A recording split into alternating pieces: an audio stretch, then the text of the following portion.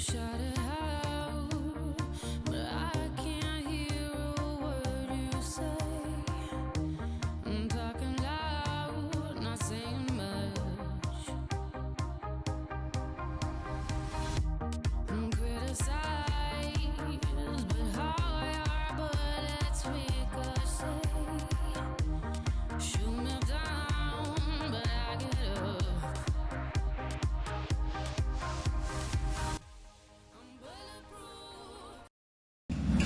Ya, nama saya Yohanes Baptista Ariston Nipinegara, absen 36, kelas 12 IPA 2. Pada kesempatan kali ini, saya akan menjelaskan mengenai definisi turunan trigonometri.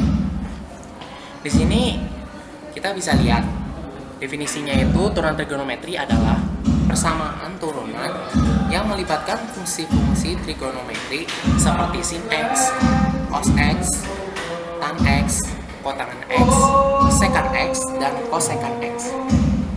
Hal itu dapat dibuktikan dengan rumus. Maka, dapat ditentukan rumus turunan fungsi trigonometri.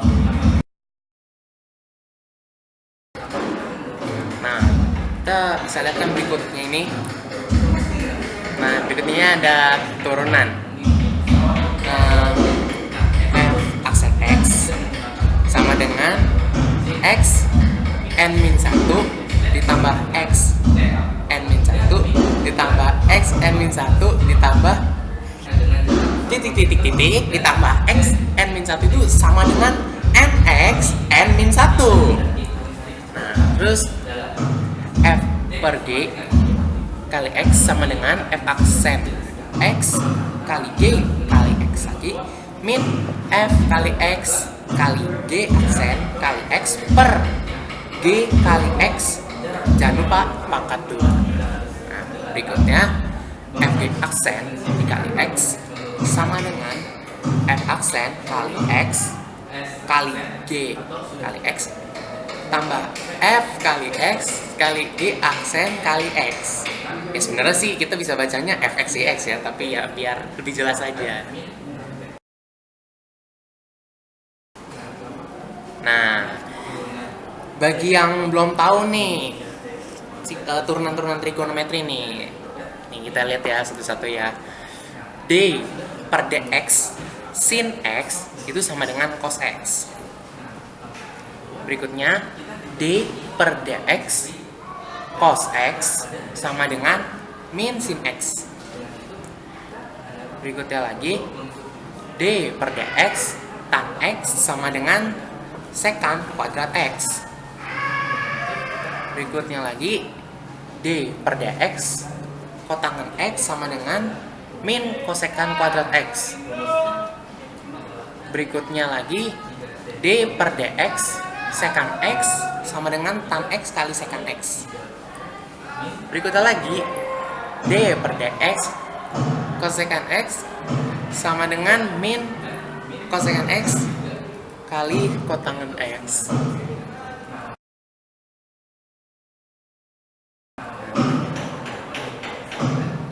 Nah, kalau misal kalian bingung tuh, ini si turunan sin X dari mana sih?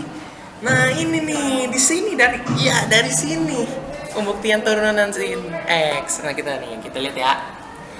F aksen X sama dengan limit H menuju 0 itu F X tambah H min Fx per H. Nah, kita di sini tuh Fx-nya tuh diubah ya jadi sin X. Nah, kalau pas setelah diubah Fx-nya itu jadi limit H menuju 0. Nah, Fx nanti diubah, berarti jadi sekarang jadi sin X tambah H min sin X per H. Nah, terus berikutnya lim H menuju 0.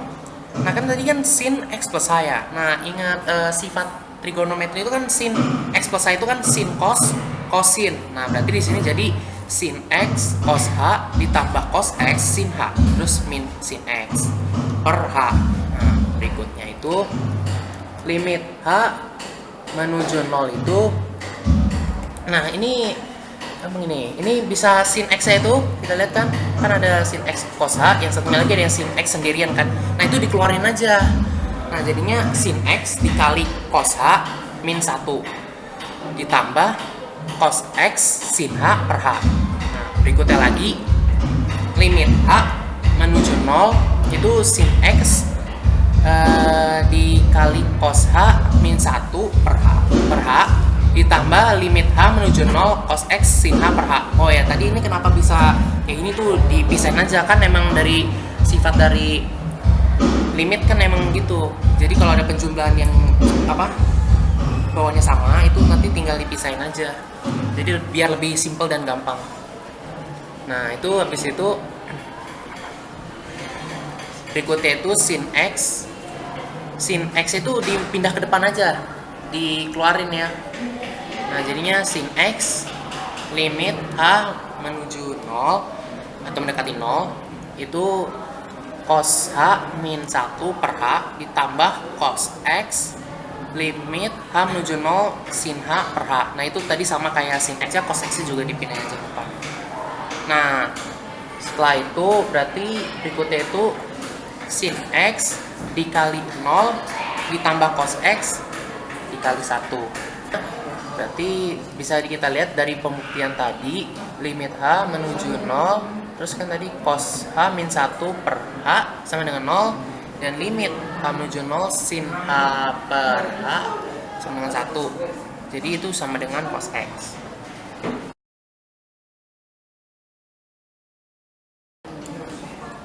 Nah, berikutnya ini tadi setelah pembuktian sin X, sekarang pembuktian turunan cos X.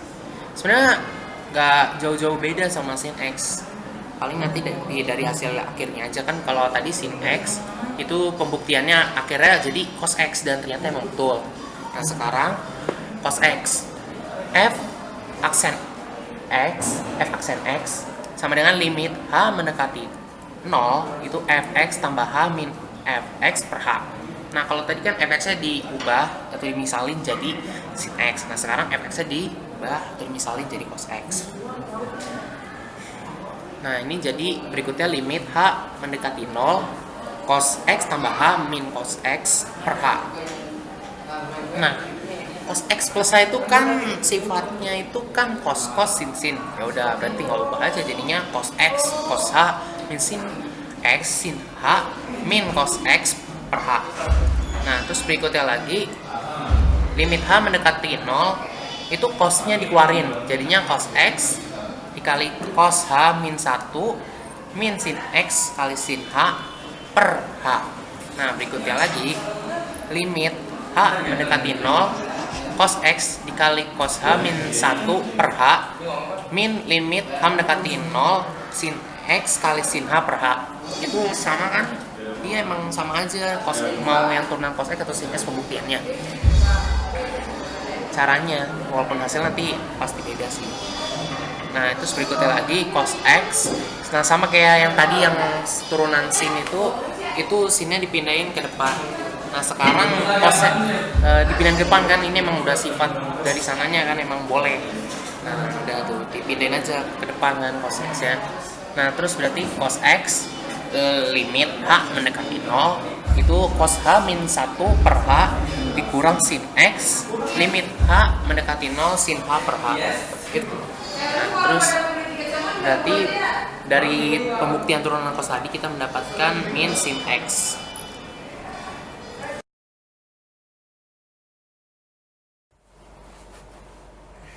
Perkenalkan, nama saya Dikinus Ricardo dari kelas 12 MIPA 2. Pada saat ini saya akan menjelaskan tentang pembuktian turunan tan X. Fx sama dengan tan X. Tan X itu sama dengan sin X per cos X.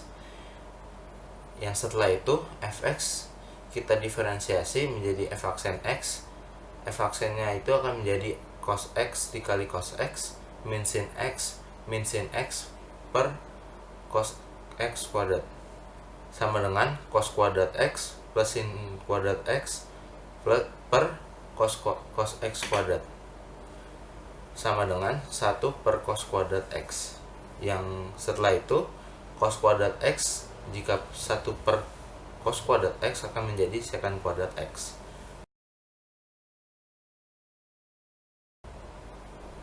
Contoh soal. Tentukan Y aksen dari Y sama dengan 4 sin X plus 5 cos X.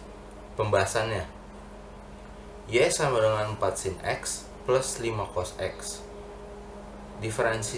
Diferensiasi dari Y sama dengan Y aksen sama dengan 4 cos X ditambah 5 min sin X sama dengan 4 cos X min 5 sin X.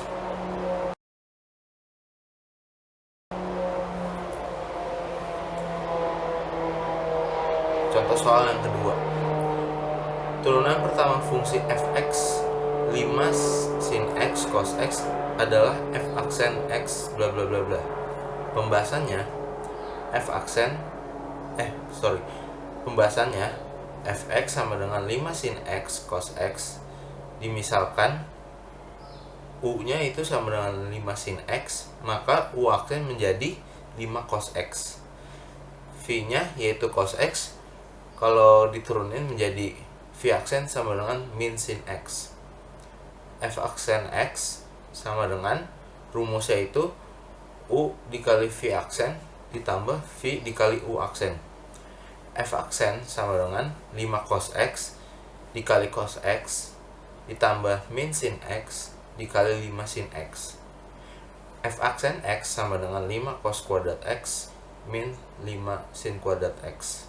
F aksen menjadi 5 dikali 5 nya yang tadi dikeluarin jadi 5 cos kuadrat X min sin X, yang itu sama dengan 5 cos 2X. Cos kuadrat X min sin kuadrat X itu menggunakan identitas trigonometri menjadi cos 2X.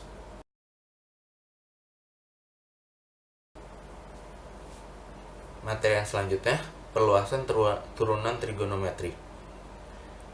D per D aksen dikali sin U sama dengan cos U DU per DX. Yang berikutnya, D per DX dikali cos U sama dengan min sin U dikali DU per DX. Yang berikutnya, D per DX tan U sama dengan secant kuadrat U DU per DX. Dan selanjutnya.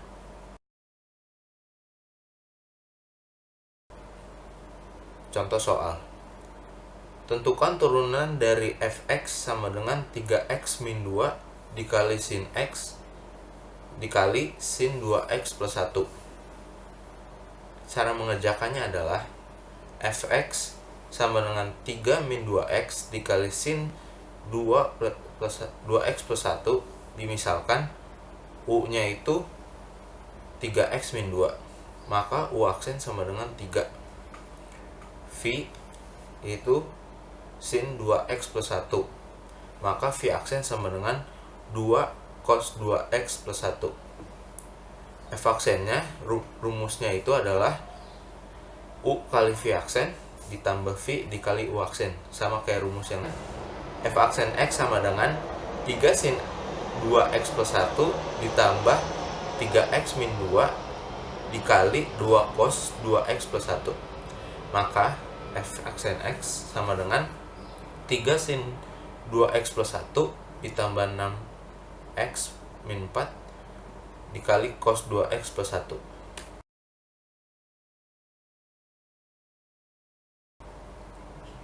Definisi aplikasi turunan.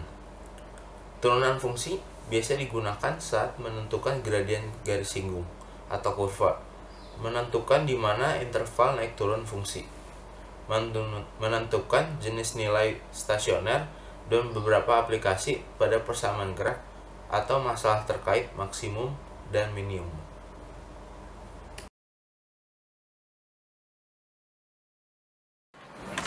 Perkenalkan, nama saya Ganesha Afnan dari kelas 12 MIPA 2 berabsen 15.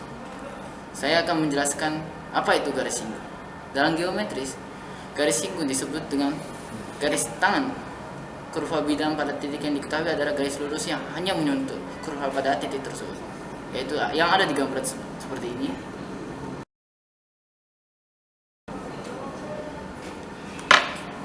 Kita dapat mencari gradien garis singgung dengan turunan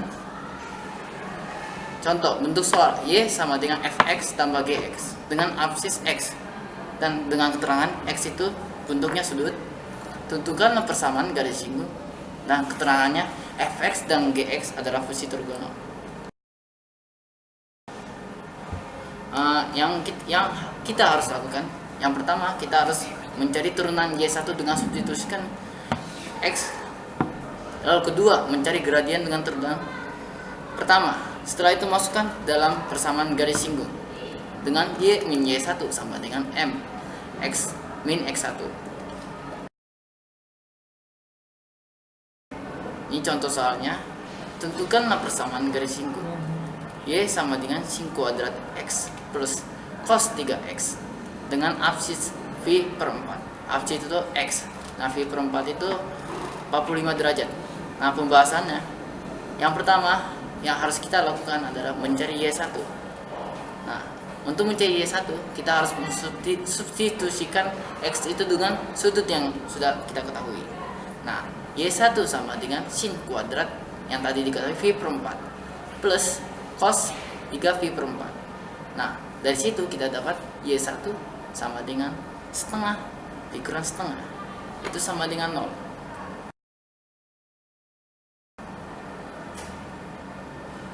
Nah, yang kemudian kita harus cari gradien dari turunan yang pertama.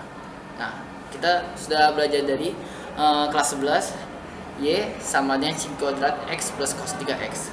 Nah, yang udah dipelajari kelas 11, kita harus turunkan turunan pertama, yaitu Y aksen sama dengan 2 sin X cos X.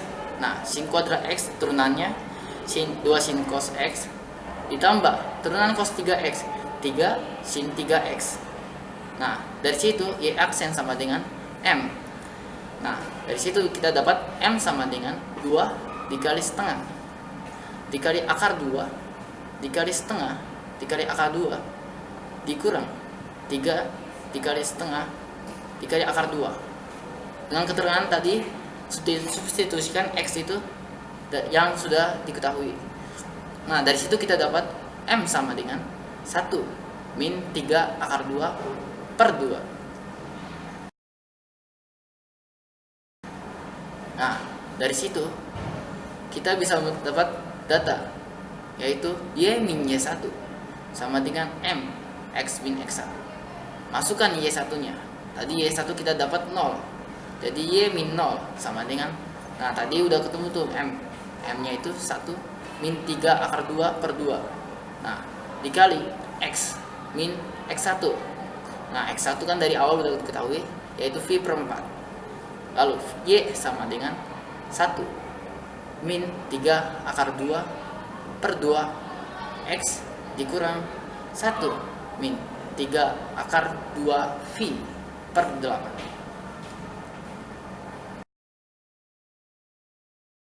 Saya akan menjelaskan interval fungsi naik dan turun.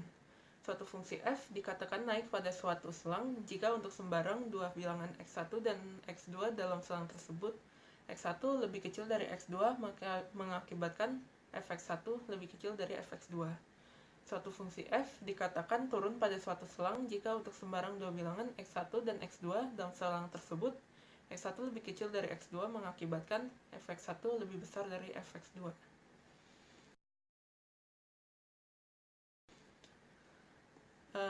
Langkah mencari interval naik dan turun.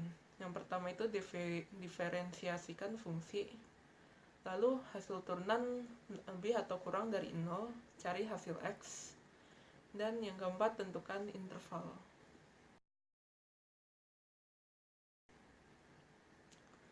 Ya, ini contoh soal. Tentukan interval fungsi naik dan fungsi turun dari fungsi fx akar 3 cos x min sin x untuk 0 lebih kecil sama dengan x lebih kecil sama dengan 2pi. Jadi langkah yang pertama itu diferensiasikan fungsinya. Jadi ada fx akar 3 cos x min sin x, dan ada f aksen x sama dengan min akar 3 sin x min cos x. Hasil turunan lebih atau kurang 0. Min 3 sin x min cos x lebih besar dari 0. Min 3 sin x lebih besar dari cos X, jadi sama tan X lebih besar dari min akar 3 per 3. Lalu cari hasil X-nya.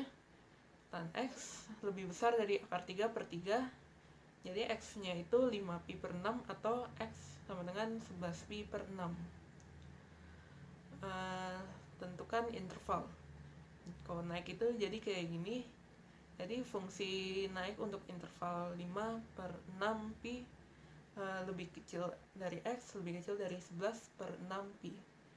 Jadi kalau yang turunnya itu 0 lebih besar 0 lebih kecil dari X, lebih kecil dari 5 per 6 pi, atau 11 per 6 pi lebih kecil dari X, lebih kecil dari 2 pi.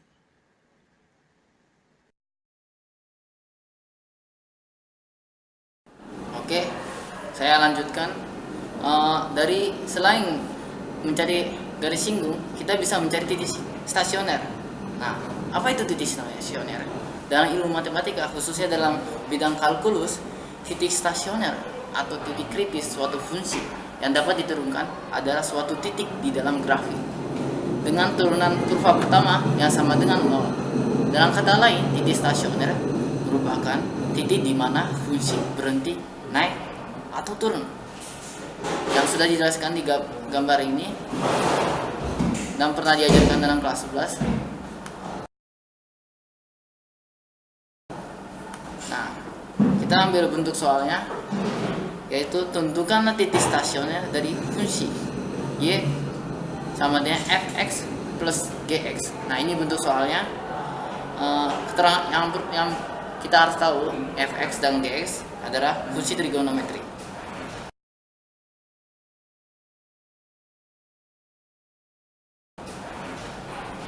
Nah, yang pertama kita turunkan fungsi tersebut, dan setelah ditemukan fungsi tersebut itu harus sama dengan 0. Jika udah diketahui 0, maka dapat x. Nah, dari situ kita tahu titik stasionernya. Nah, ini contoh soalnya. Y sama dengan sin x plus cos x. Nah, kita turunkan Y aksen. Sin x diturunkan menjadi cos x. Nah, turunannya cos x sama dengan min sin x. Dari situ kita dapat Y aksen sama dengan cos x min sin x. Nah, cos x min sin x itu harus sama dengan 0. Karena syarat titik stasioner itu turunan pertama sama dengan 0. Jadi 0 sama dengan cos x min sin x. Nah, kita bisa pindah ruas. Dengan pindah ruas, sin x sama dengan cos x. Nah, kita pindah ruas lagi. Sin x plus cos x sama dengan 1. Sin x plus cos x itu sama dengan tan x. Tan x sama dengan 1. Nah, seandainya kurvanya x sama dengan di antara 0 sampai 360 derajat, dari situ kita dapat x sama dengan 45 derajat atau x sama dengan 225 derajat. Nah, titik stasionernya x sama dengan 45 derajat atau 225 derajat. Masukkan y sama dengan sin x plus cos x. Nah, sin 45 derajat itu sama dengan setengah. Nah, ditambah cos x, masukkan 45 derajat juga. Jadi sin 45 derajat ditambah cos 45 derajat sama dengan setengah akar 2 ditambah setengah akar 2. Nah, hasilnya y sama dengan akar 2. Nah, dari situ kita dapat titiknya, yaitu x, y, yaitu x yang 45 derajat, y nya akar 2. Berarti 45 derajat, koma, akar 2. Nah, tadi juga kita dapat x sama dengan 225 derajat. Y sama dengan sin x tambah cos x. Nah, masukkan tuh x-nya, substitusi. Sin x tambah cos x disubstitusikan, jadi sin 225 derajat ditambah cos 225 derajat. Nah, sin 225 derajat itu berapa? Sin 225 derajat itu min setengah akar 2. Nah, ditambah cos, masukkan 225 derajat. Jadi cos 225 derajat itu sama dengan min setengah akar 2. Nah, y sama dengan sama dengan min akar 2. Nah, dari situ kita dapat titik stasioner yang kedua, yaitu 225 derajat, koma, akar 2. Jadi titik stasioner dari fungsi tersebut ada 2, yaitu yang pertama 45 derajat, koma, akar 2, dan 225 derajat, koma, min akar 2.